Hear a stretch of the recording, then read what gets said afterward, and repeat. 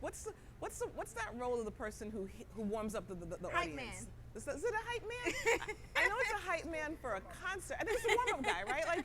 Like I've gone to see shows and they're the person who like tells you like when I do this you clap and clap louder or go ooh, right? And you think people, yeah, like he's telling you like what the audience should do, yeah. So we're our own warm-up people. So we're just gonna get started in a second. We're waiting for the cameras because we want to be inclusive and make sure that everyone can see us. Now, did you bring us yarn? Is that yarn for us?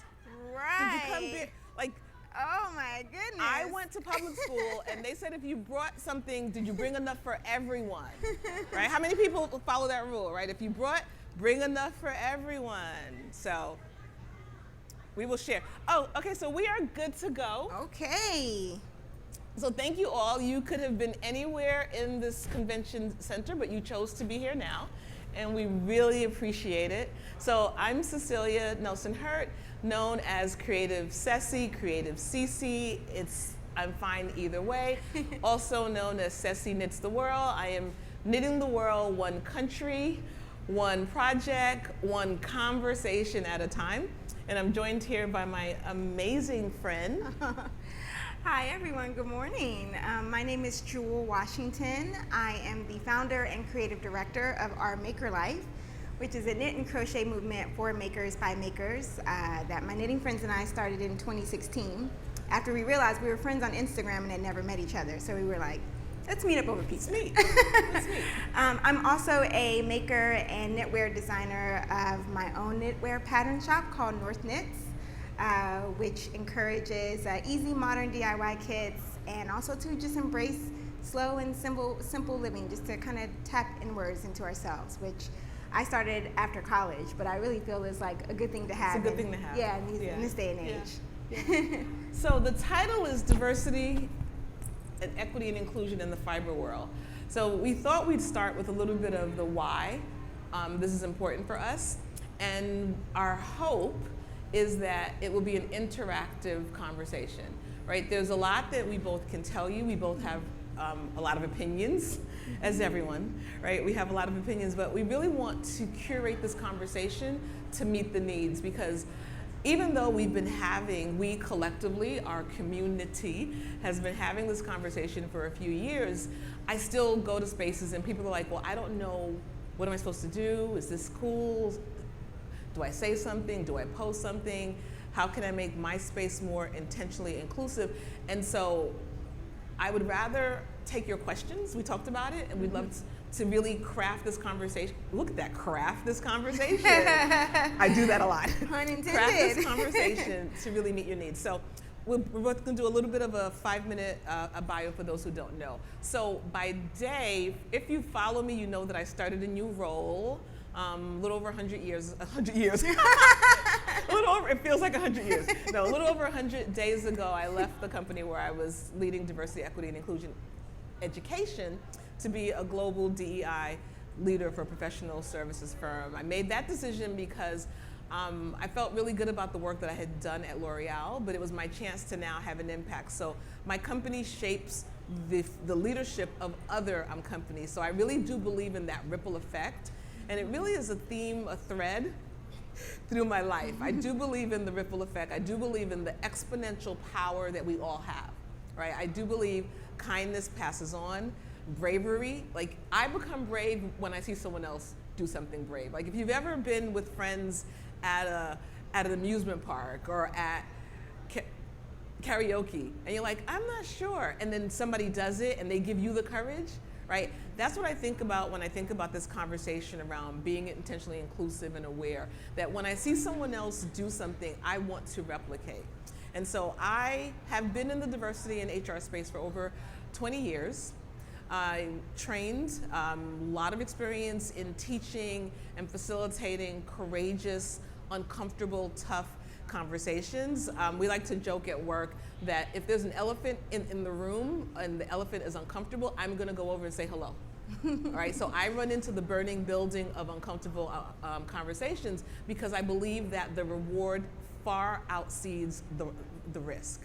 And so my purpose is to bring my knowledge and my yearning and my passion to every space and environment that I am in. So of course, when a rupture occurred in the community that I love, in the community that I'm a part of, I looked for ways in which I can bring my voice to the space. And so I do have a saying that I do believe that everyone should have a voice. I don't believe that everyone should have a mic. Fair enough, right? And so, so in addition to my day role, in addition to traveling the world, I'm also on many boards because I do think it's important to give back. And so when I found myself having too much time for the housewives, I realized that I had too much time. And so I decided to shift my focus. And so I am proud to be a founding board member of Knit the Rainbow, bringing knitted and handmade garments and love to homeless and at-risk LGBTQ youth.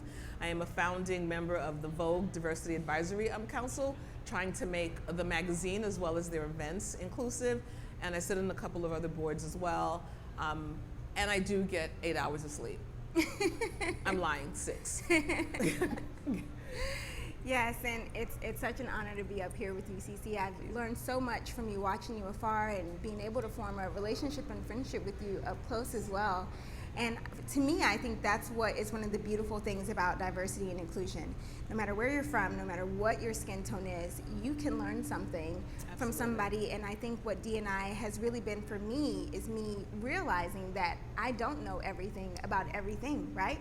Because how can we? So my experience, quite honestly, in diversity and inclusion is being a Black woman who knits and realizing that I have a voice, and realizing that it's okay for me to accept a seat at the table. It's okay for me to approach people who don't look like me and say, I would like a seat at the table. I have something to say. I have value.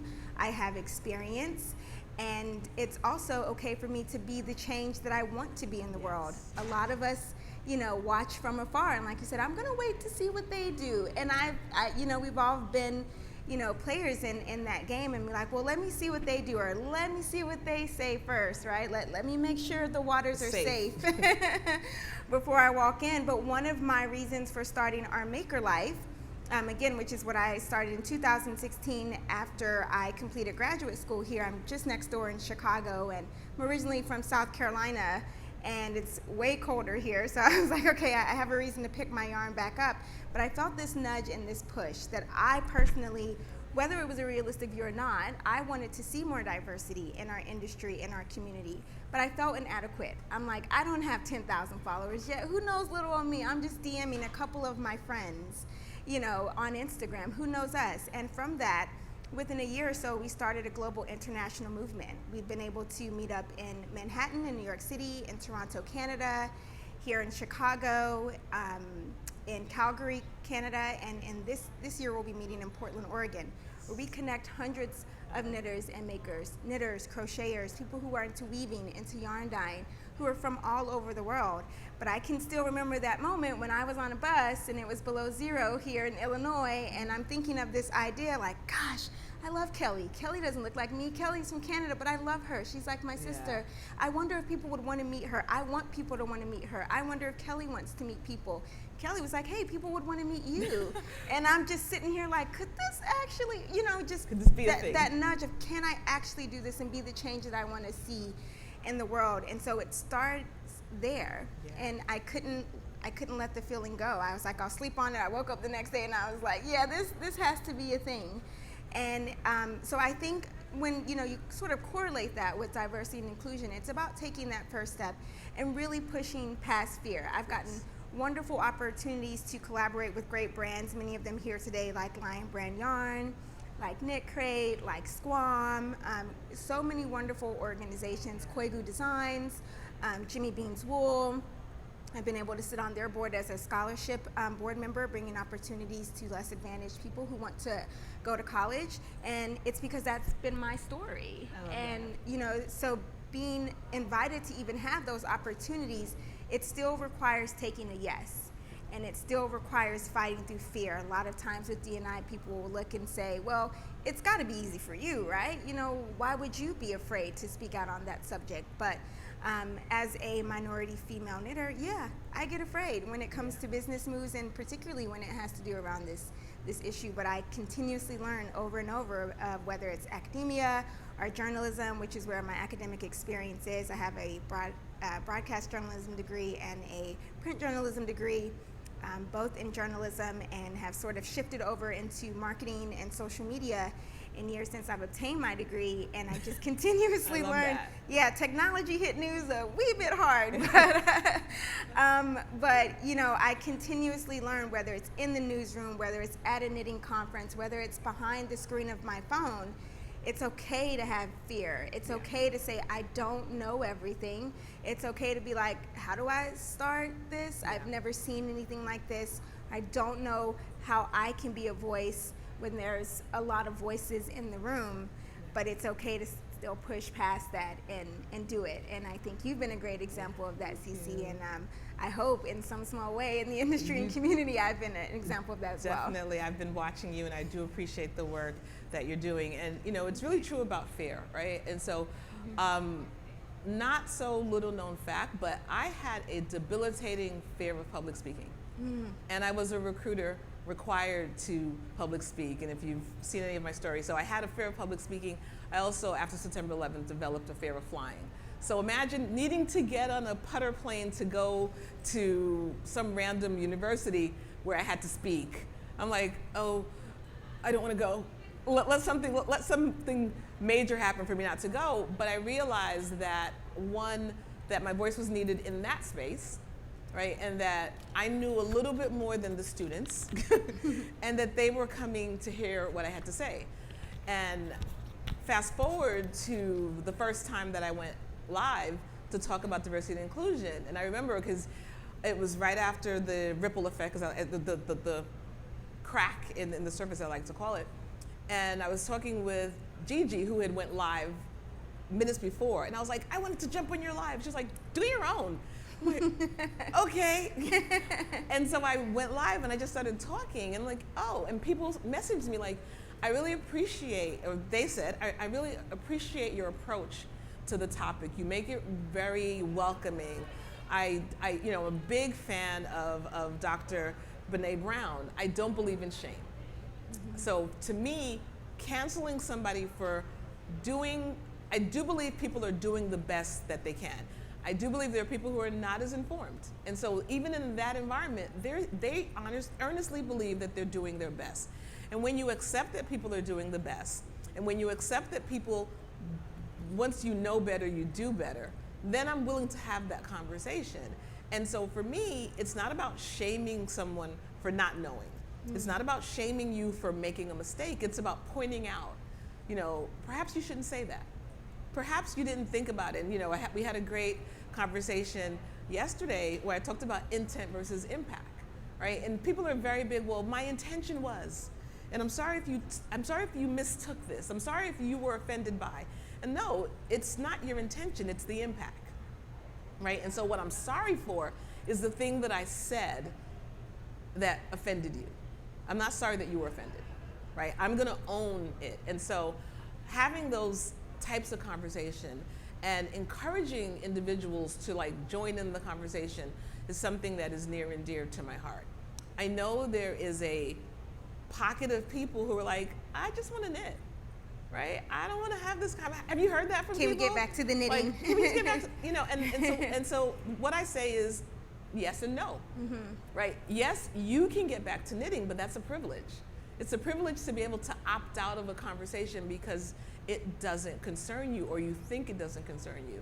And so no, we can't just get back to knitting, because I want knitting and crafting and weaving and whatever your trade is, whatever your skill is, to be inclusive. And now that we've had this moment, right? Now that, as President Wilberforce once said, right? You can never again say that you didn't know, right? And so now that we know, what do you do with that? And so I think that's where we are now, is now, depending on your knowledge, depending on where you sit, I'd like to think everyone is somewhat aware of what's going on.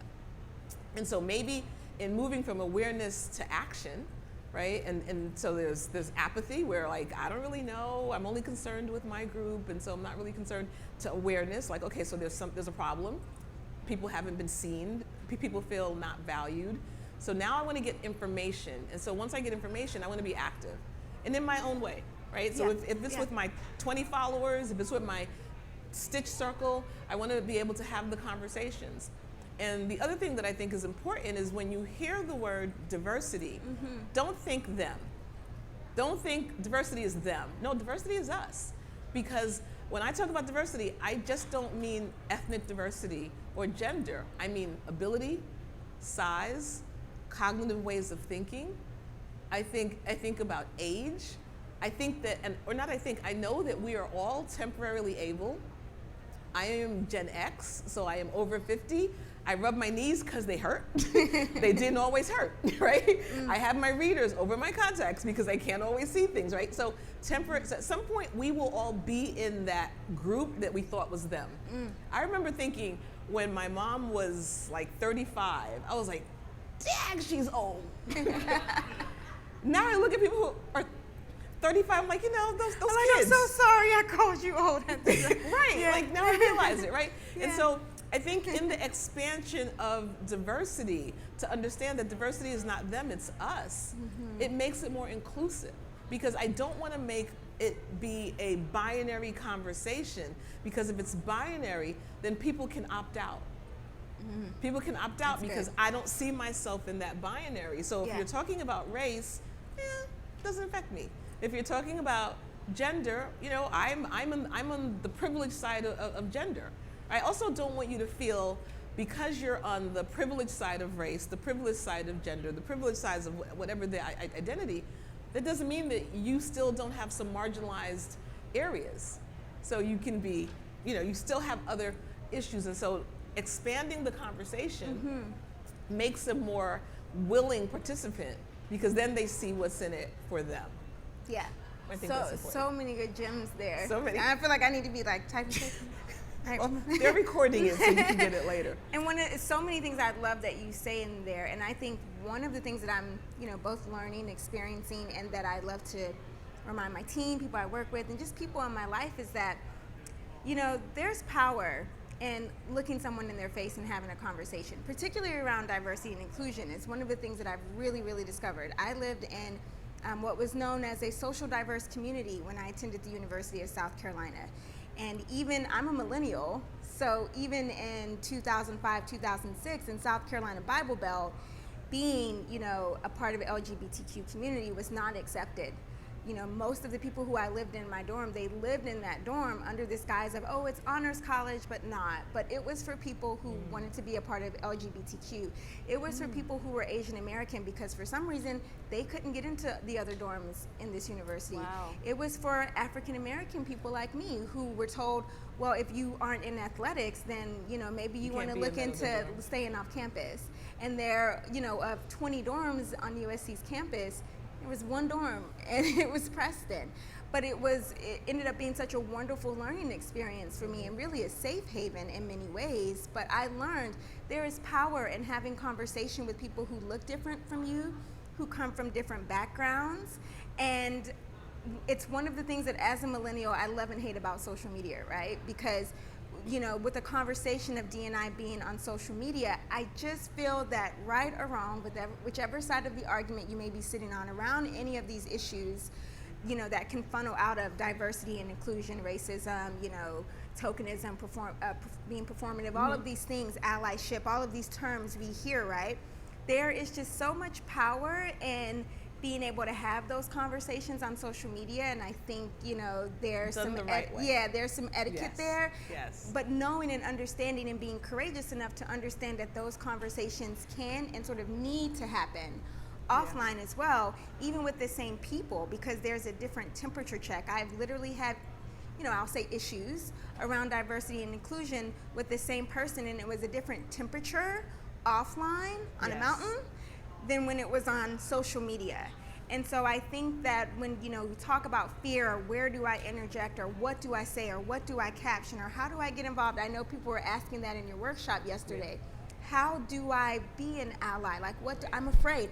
I like to think of it of, what would you say to me and how would you say it if I was standing right in your face? Right. And when you talk about cancel culture online, that's what makes a lot of people frustrated, because you want to delete comments, you want to close down your page, you want to get defensive, all of these things that happen. But that's because a lot of people, and they don't accept that, and they cancel because they say, I as a person seeing that, well, if you were standing next to me at an event and I said, hey, as Gigi loves to say, you stepped on my toe. You stepped on my toe. I say my toe hurts. You stepped on my toe. I need you to acknowledge that. You say sorry in the moment. And you say sorry, but how would you feel if you just walked away?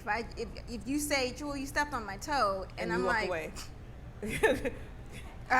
I'm done with the conversation now. Like convo over. Well. Like how would you, how would you feel about that? Yeah. And so, or if you're like, okay, well, I'm sorry, I didn't realize that I stepped on your toe. Is it something else? Is that, is there a conversation that needs to be deeper? Yeah, can we have a conversation? That's okay too, but I just think something about social media.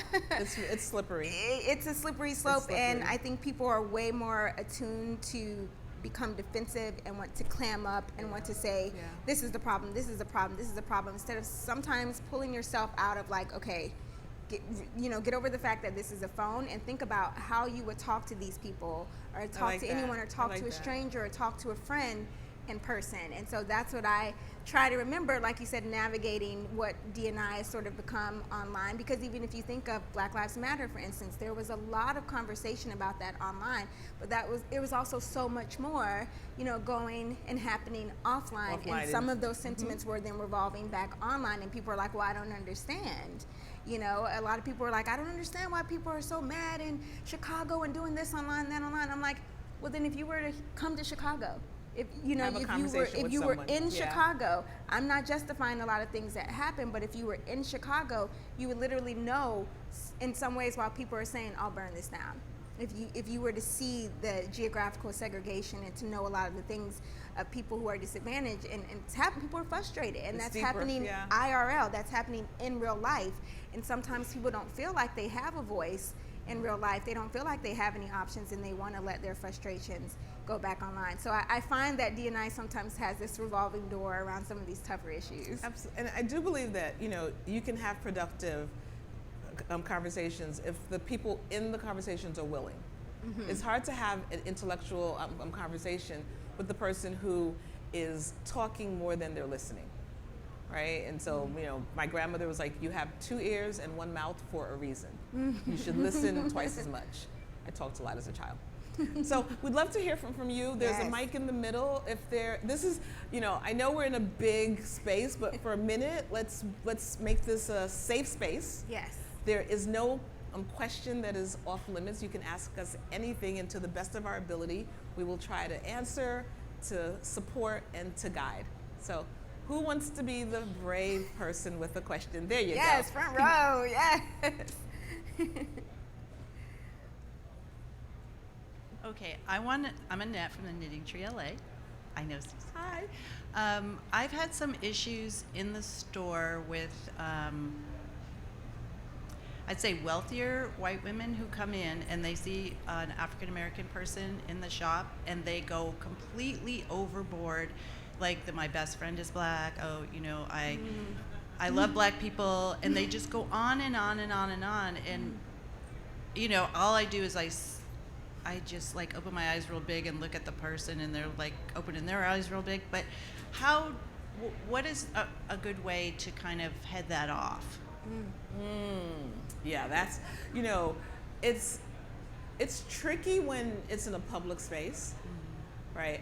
What I would do, I would, look for a moment to speak to that person one-on-one, and just say, I know you were, I always go back to intent versus impact, right? I start with that, because if I start with the thing you did made her feel uncomfortable, the person who committed the offense is going to get defensive and double down. Yep. Yeah.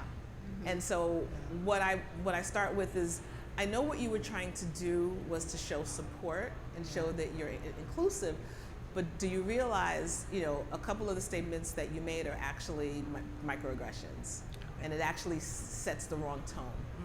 And so again, I'm assuming where your heart is, but it's okay to not say anything. Yeah. It's okay to just come in and sit and knit. Yeah, have come a in good and sit time. and stitch. You don't have to prove anything to anyone, because that person probably was feeling that they needed to validate how connected they actually were, and you can validate that by your actions. You don't need to make these performative, empty platitude statements like, I have tons of black friends. Do you know black people, or do you have black friends? So your postman is not your friend. Very different. Awesome. Is that helpful? That's very helpful. Good. Yeah, and I would even add to that to maybe use it as an opportunity if you're a store owner to, pull it out. A lot of times, like you said, that defensiveness comes in. It's a natural jerk reaction. I'm learning this a lot, and once you really start to read about white supremacy and privilege and things like that, sometimes it is a natural thing for people in that elevated position to have this just like gut jerk reaction of not me.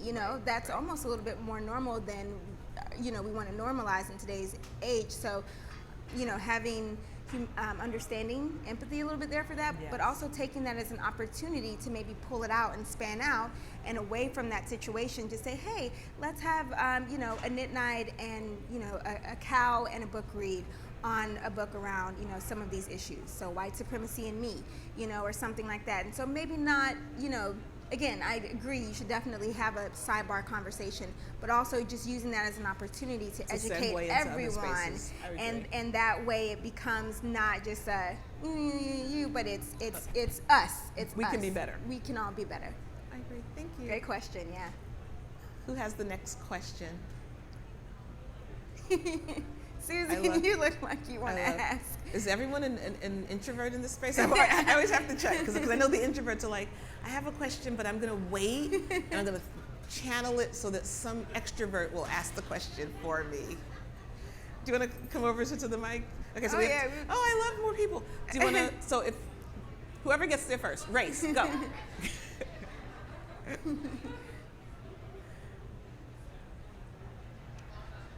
When you're in a position where you're looking to bring in a teacher or hire someone, and there's someone who you're really excited about approaching for the job or the opportunity because they do awesome stuff, and they're also from a group that has been marginalized, and you feel like you're giving that group a voice, it seems really awkward to approach them and say, hey, we want you to do this, and we're excited because you're a minority. I want them to realize that we're approaching them because we love the quality of their work, and not because of the color of their skin, but by the same token, we're really excited that we're helping to diversify and let other people see people like themselves in these positions. And I just, from the hiring perspective, don't know how to have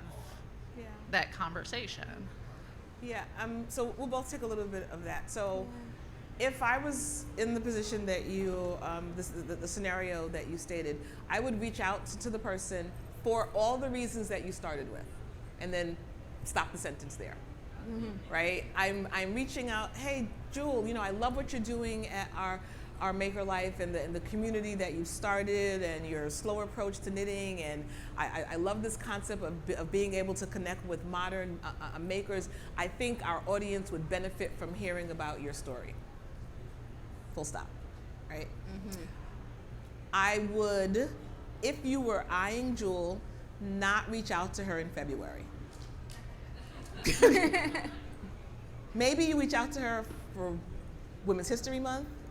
Maybe you reach out to her for any other month of the year. It's okay if you want to say, once you have a relationship with her. In 2022, she came and she shared about modern makers. And then in September, you say, hey, we're planning our Black History Month event, and I really want to highlight Black makers. Would you be interested in being a part of that?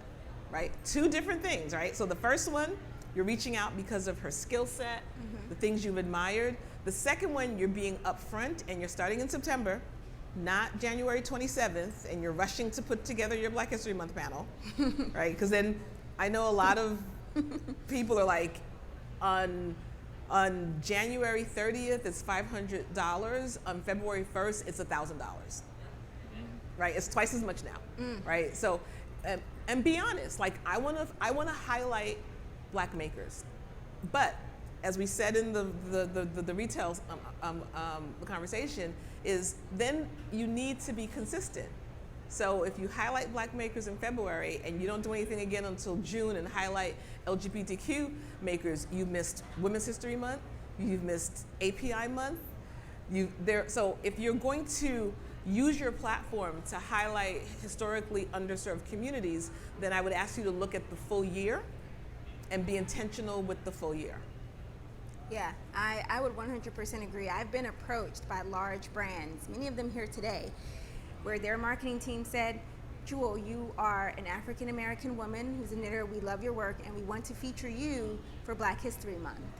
And I welcome that opportunity, and I have taken part in those opportunities, but like Cece said, I've been able to collaborate with them, March through December too. and there were almost years of, business development where I was approached to work with them again because I'm a knitter. And I think a lot of times we have to lean into understanding that as ourselves and when we approach others. I'm not just a Black knitter. I mean, I'm a knitter. I'm a maker who is Black. Yes, I'm a woman. We have all these attributes to us, right? But at the end of the day, we're all human and we're all people. And so I deserve to be seen and recognized around that. I would also say on the flip side, I have also been approached by brands who are like, hey, we are getting realistic feedback that we are not doing enough when it comes to who we feature on our page, who is on our blogs. We are not recognizing Black women enough. We are not recognizing, Afro-Latinas, our Asian Americans enough. We are not doing enough for the LGBTQ trans community. Can you help? Because we are not that face. So what can we do to partner with you? And yes, we are coming to you and asking you to take part in this partnership because you are Black, because you are trans, because of your title, and they are okay with hearing no. So I think a part of that is when it comes to marginalized communities, we are all humans, but we're not one big gloop. Right. I'm still a person, and so CC may say no, not right now. Maybe contact me when it's not Black History Month. And me, Jewell, or my OML co-founder Nathan, he may say yes. So you have to be okay with, yes, absolutely. I will come to your retreat and be featured as a maker in residence, and I will not feel that anything is being performative. But there may be someone else to say, hey, this is feeling a little bit like tokenism. The reason it's feeling like that is because I checked out your brand. You only seem to highlight people around, and other than that, nothing else. Who sits on your board? Who's at your table? I'm gonna go with a no right now. And and if you're in business, we know that with anything, it's okay with hearing a no, and I think that applies as well with diversity and inclusion. So I think, my response would be okay with asking, do a temperature check, make sure that you have other things going around in your business year round that you're highlighting. But if you do run into an issue, which many large brands have since 2019, to be able to approach someone and be genuine with it. Don't be performative, don't be passive, don't be like, I get the sense that you want me to help you with your brand because I'm Black, but you're tiptoeing around it. So now it's just feeling cringe. I've had founders of organizations that are like, this is not our space. We know that we need to do better. Can you help? And it's genuine and it's from the heart. I'd rather you be honest with me. And I'm like, absolutely, I respect you because I am proud to be a Black woman. And so you don't have to feel fear. You don't have to feel like you are stepping on my toes. I just think it's all about a tasteful, humane approach. Thank you. Great question. Good question. So a little bit of background, I'm an invisible minority in several different ways, and as a brand, it's not always easy, or I don't always want to be open about why I would identify. I only came out a few weeks ago as my brand, but I've always made an effort to support as much as I can. The problem is, how do you do self-care as somebody within the social media sphere when the anxiety, the depression, and the mental health issues become so charged in the extremes of social media? So good. Yeah. You want to start with that one? Wow. Number one, I thank you for your courage. I think you said you just recently came out, so I commend you. I know Yeah. that takes effort, and like you said, a lot of emotional energy.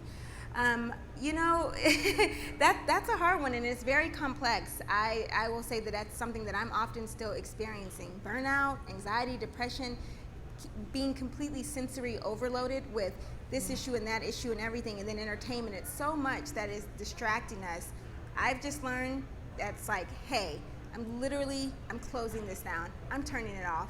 I'm logging off. I'm doing, you know, really just very logistical things. Like I'm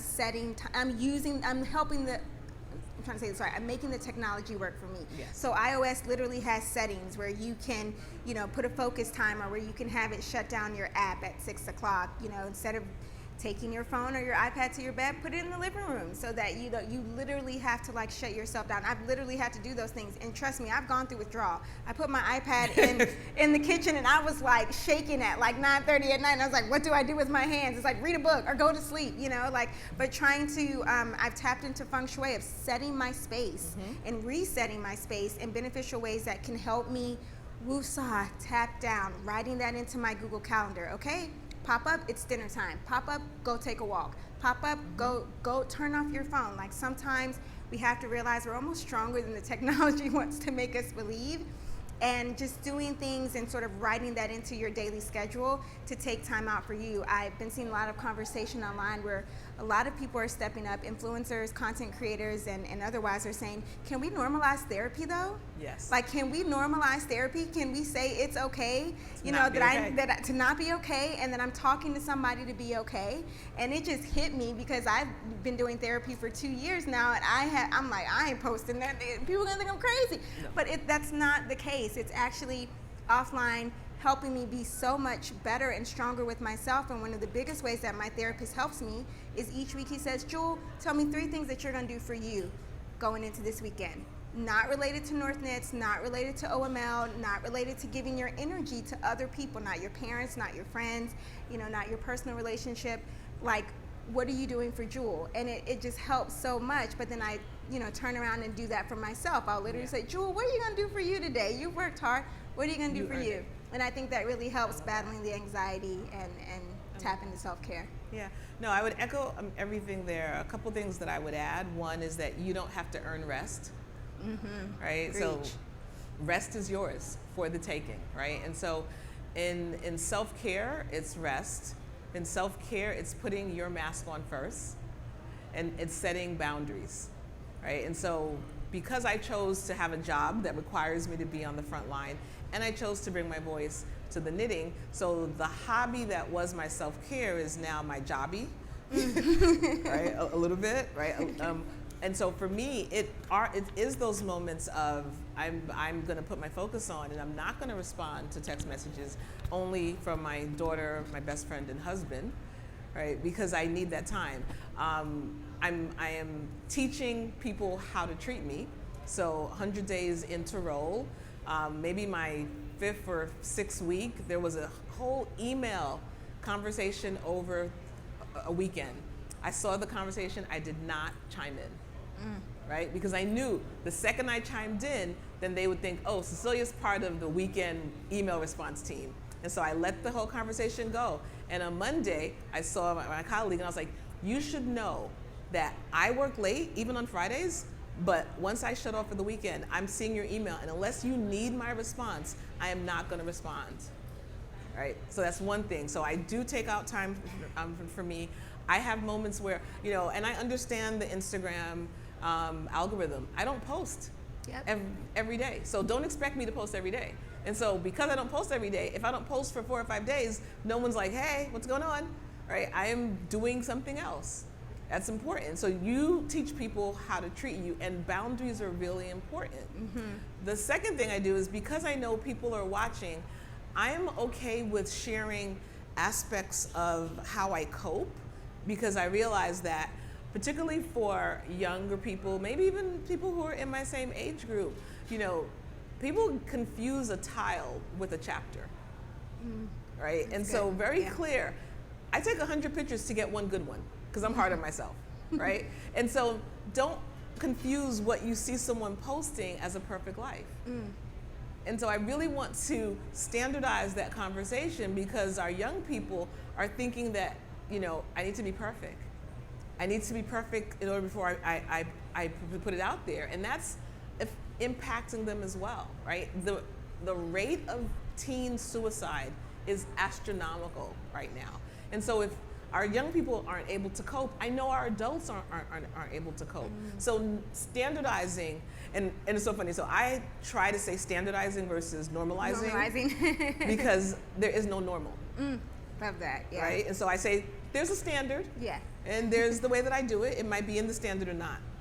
So standardizing self-care, standardizing unplugging, not responding, or saying, you know, now my email says, you know, I am taking a PTO day to rest. I will, if this is urgent, reach out to me. If not, I'll respond on whatever day, right? So I ask for what I need. I ask for the space. And so because you, and I'm going to use your particular story, but because you were brave and you wanted to share that aspect of yourself, you still have the right to shut down and not want to share. Yeah. And because you share the aspect, right? Just because we share that I'm Afro-Hispanic, I'm Gen X, no, Gen, what am I? X, right? Doesn't mean I'm going to want to talk on every topic that's Afro-Hispanic or Gen X, right? I'm going to make my decisions as to when this conversation or this is worth my energy, but my energy is really important. And because I'm such an extrovert, at some point I hit a wall and I have to like go sit in the corner. So like Rhinebeck for me has completely changed. How many people have been to Rhinebeck, right? Have you ever been to Rhinebeck? So much FOMO. It is so much more now about the community than about the yarn, right? Everyone wants to meet on the hill and you want to talk and, oh, I see you, I follow you, we're getting together. But I know that I can't do a full day at Rhinebeck. I have to go hide. There's a tree spot where you can sit right behind, I think it's the funnel cakes. And so I can see you, but you can't see me. That's my favorite spot. So I go and I sit there for an hour, for 90 minutes, and then I come back out because I don't want to interact with you when my battery is low. So we all have cell phones, right? Have you ever been away from a charging station and your phone is on 10%? Fear. Everyone's shaking. The fear and the panic. And what do? You rush to plug your phone in. You're more important than your phone. So if you're on 10%, go sit down. go recharge. Go read a book. Go pick up your craft. Finish your row. Do something else. Don't satiate yourself with your device. Yeah. And I would just add on to that too. I love what you were saying about around self-care and setting self-boundaries. I know personally when Black Lives Matter happened and I was like, okay, I'm gonna speak out, I'm gonna say what I have to say, and I did, and people were so receptive to it. And then people said, I do wanna respect your space, but I have questions, but then more and more information was happening like daily, and I set pressures on my own self where I'm like, well, now I've got to speak out. Now I've got to be, the Black female narrative that's speaking on the Black issues. And it was like, but it was so much coming. Honestly, and I'm sitting, keeping this all in. Because I'm like, who am I to ask somebody like, how, like to check in on me or be like, how are you handling it? I just felt inadequate.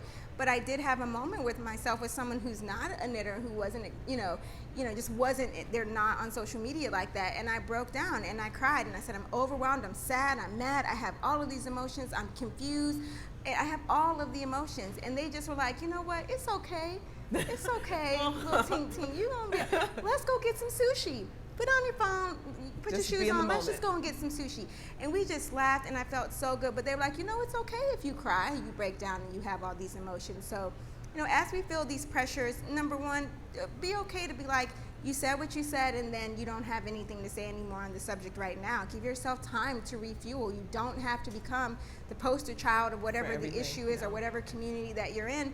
But if you do hit a wall, if you do break down, that's okay too. Like that can be a standard for your self-care and your emotional mental well-being, because really at the end of the day, you got to put you before you put anybody else. It's a hard pill for us to want to swallow as humans, but at the end of the day, you have to take care of you first, and so it comes with that.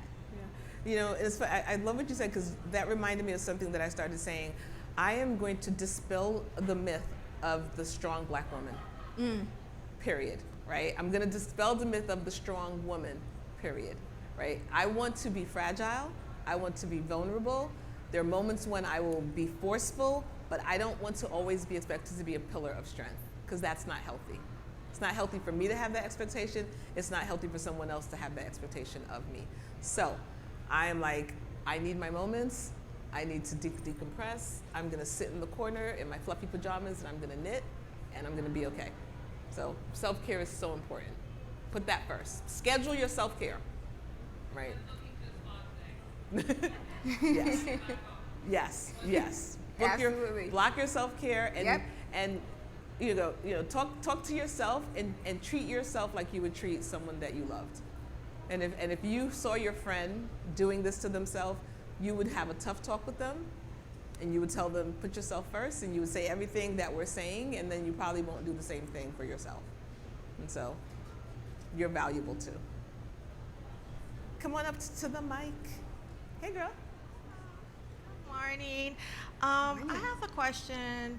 What advice would you share for underserved communities when we enter spaces, when we enter white spaces or privileged spaces, to prepare ourselves and to balance, to honor the impact versus, I know that we're in a space right now where people are wanting to be more aware and kind, but there's still times, based on the history of being in my skin, that I am sensitive to the microaggressions that take place, or not even wanting to have to honor that. And then there are times where people will say to me and have said to me, I didn't intend to do that, but the impact, but then or I don't bring it to them, and I'm having to battle between how I know I felt, how they made me feel, and did they really intend to say that? I mean, even being here, my husband and I have walked around to booths, and I was in the booth yesterday,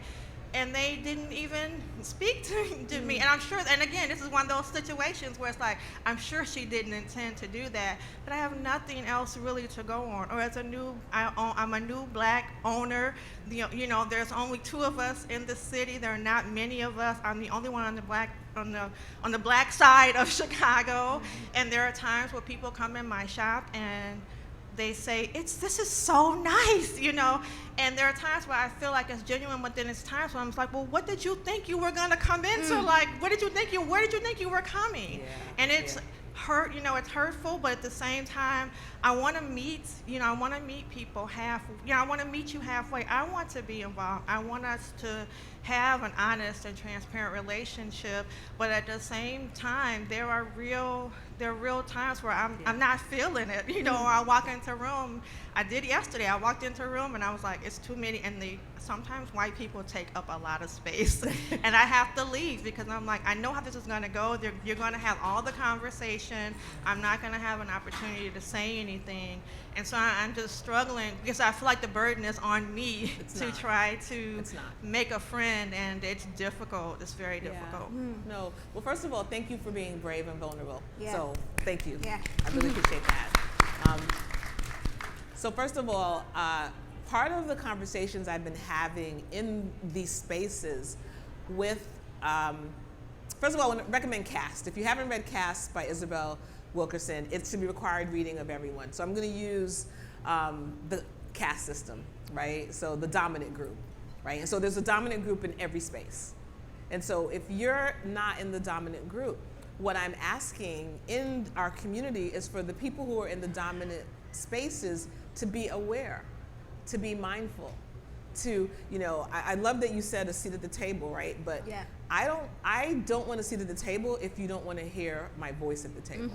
All right, and so it's important that people realize how they allow or don't include voices in the space, right? So we talk about in the diversity space. There's so many isms. There's an ism that says that diversity is being asked to the dance. It's the invite. So everybody gets an invite. Inclusion is being asked to dance, right? Belonging is, if you've ever seen Seinfeld and Elaine is dancing, right? So belonging is dancing like no one is watching, right? That means that I feel so good in this space, I could be myself. What we have here today is diversity, not a lot of inclusion, because you can have diversity and zero inclusion, right? Or you can have inclusion and no diversity because everybody is the same. And we don't have a sense of, so what you just shared is not having a sense of feeling like you're a part of the community. That's belonging. That's a heavy weight for you to lift, and it's not your lift, right? It's for the dominant group to be like, okay, we were told that our community is not as inclusive as it should be. So what could each and every one of us do to be more inclusive?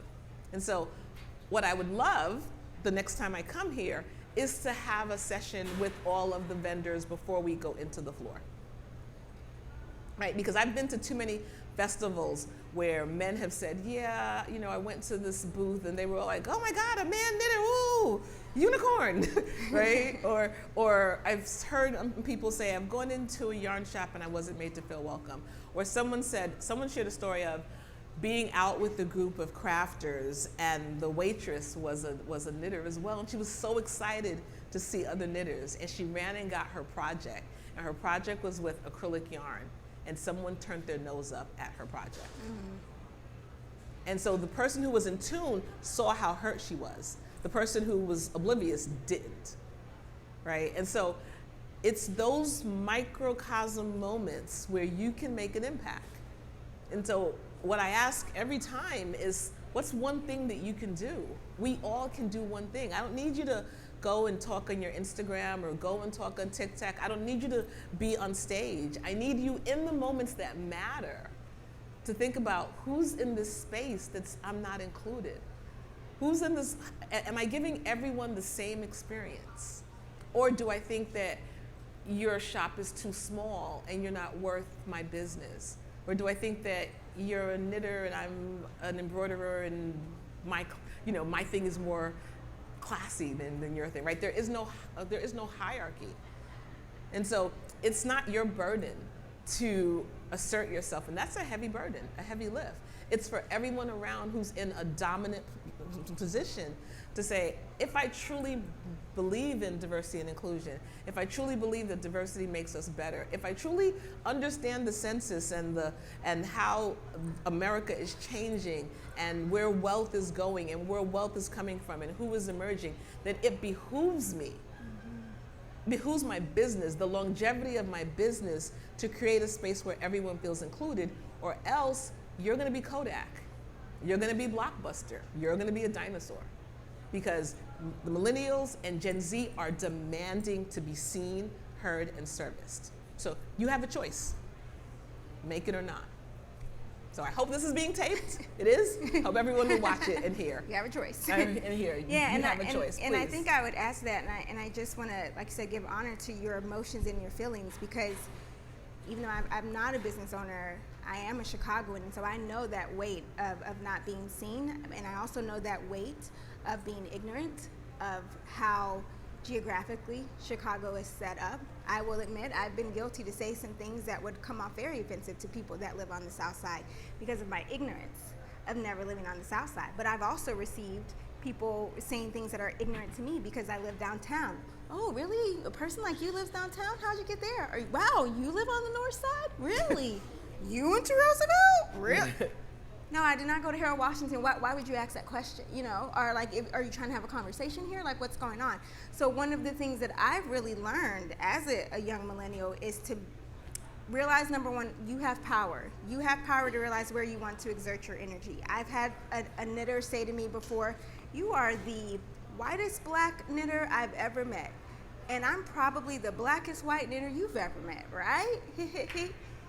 And I had to stop and realize I don't have to exert my energy in this situation. I get to control that emotional power. But I also had a situation where it was a lot more of a microaggressive situation, and I just felt uncomfortable. I was physically, geographically out of the country in a place where I felt unsafe at the moment, and I was the only black person there, and I felt unsafe by the dynamic of energy that was happening, and also because I'm like, I don't have a way to get out of here unless I go in this car with these people, and I don't necessarily feel safe because of microaggression. Yeah.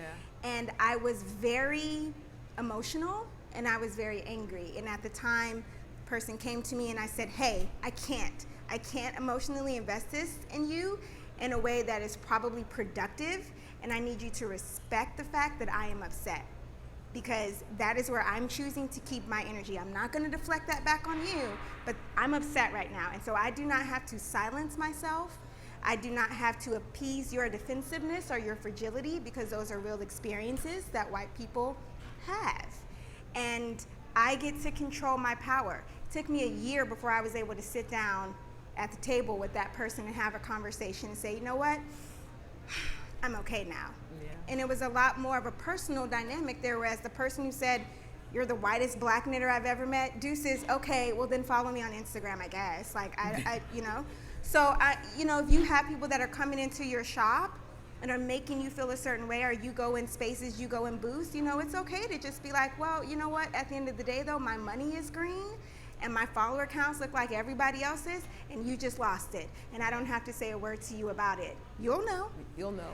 And I think as black people that we're experiencing, like you said, millennials and Gen Z who are saying we're not going to stand up, it's about saying, you know what, our Gen X family, our baby boomers, they worked their tail off to be able to have us to sit in a space and say something like that. My grandmother and my mother probably went through HE double hockey sticks and high water and couldn't say anything. I am floored when I walk by and see water fountains in Chicago and realize that that was a real social dynamic issue at one time in life, where you could not go up and have a drink of water based on the color of your skin. And so at a certain standpoint, I'm honored that I can get on Twitter and have a conversation on Instagram and be like, okay, I got something to say and I'm gonna demand it. But if I'm not ready energetically to invest that energy, then I don't have to. Everybody does not deserve a response from you because you are a black local yarn store owner in Beverly. They just don't. And if someone's not willing to come to you and say, hey, I'm ignorant, I said a statement out of my own ignorance. I'm trying to learn more. I'm trying to be better.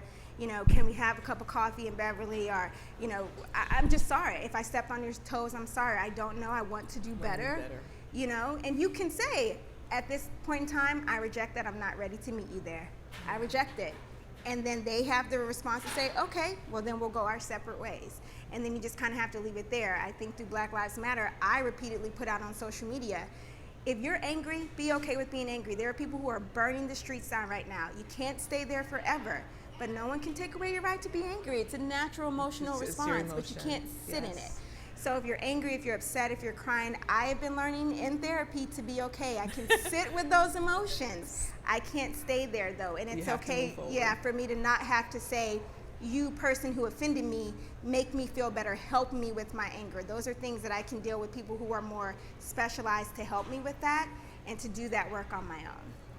So I have to apologize. Our conversation was so good that we ran over time. Did anybody realize that we were over? We were like, we're so good. So I want to be respectful because someone has to teach a class. I have to go to another lecture. And go be there. I'm gonna hang out.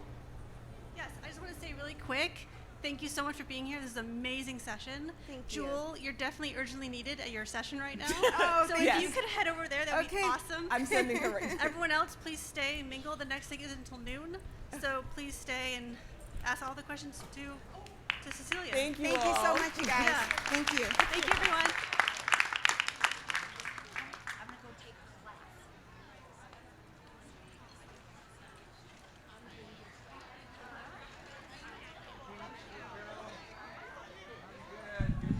Excuse me, may I have your attention for 1 second? I'm grabbing the mic. Forgive me. Next door, we are doing a mindful meditation.